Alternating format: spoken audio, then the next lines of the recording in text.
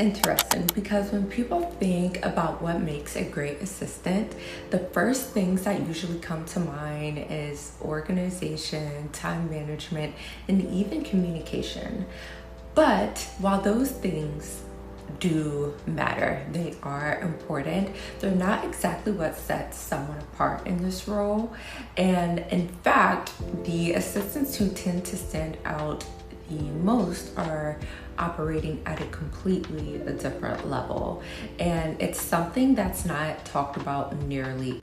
And if you're new here, hey, I'm Jessica. I'm an executive personal assistant, a lifestyle lover, and business owner.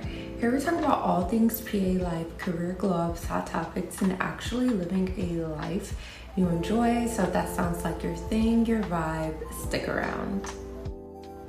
Okay, so now that we got introductions out the way, I have my notes and we're gonna get right into it. That's how we do it over here. There's an idea that being a strong assistant is about being highly organized.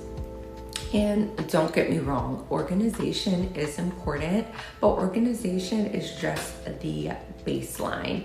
It helps you keep things in order, but it doesn't necessarily make you exceptional, because the reality is you can organize and you can be organized 24/7 and still be reactive.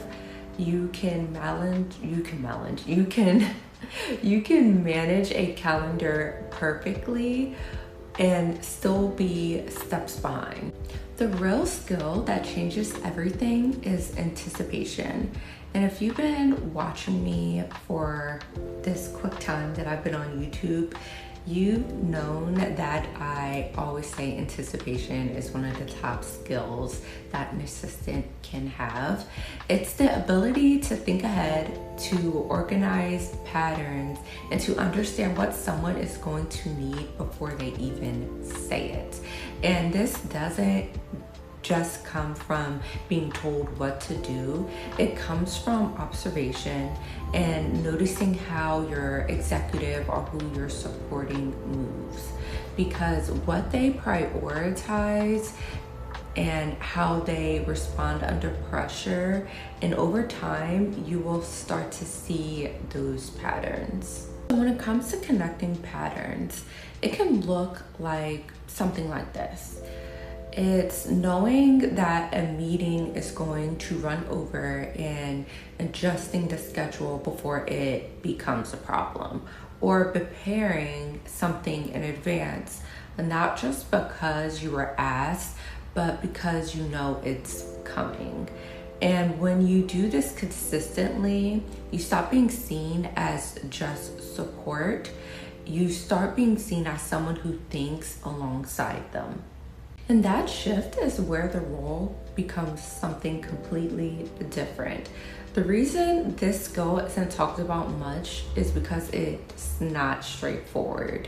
You can learn how to organize, you can learn certain tools, you can learn processes, but anticipation requires something deeper.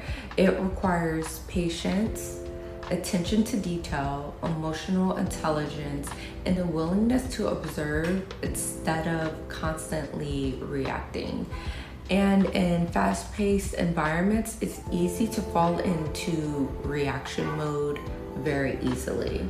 And here's where it gets interesting. If this is a skill that gets developed over time, how do you start practicing it? First, you slow down your thinking, even if the environment is fast. You don't always have to respond immediately. Sometimes taking a moment to think ahead is more valuable than you think. Second, start noticing patterns. What tends to happen before certain requests are made? What situations repeat themselves? Third, ask better questions. Not just what needs to be done, but what is likely to happen next. And over time, this becomes instant. It's like second nature to you. And once it becomes instant, your role starts to shift. And once you start shifting the dynamics, you're no longer just executing roles, you're contributing to things and how they run. And that is where assistants start to gain real trust and real influence, because now you're not just waiting for direction, you're moving with intention. So maybe the role isn't just about being organized. Maybe it's just the foundation. The real value comes from how well you can think ahead and how well you can understand the person you are supporting.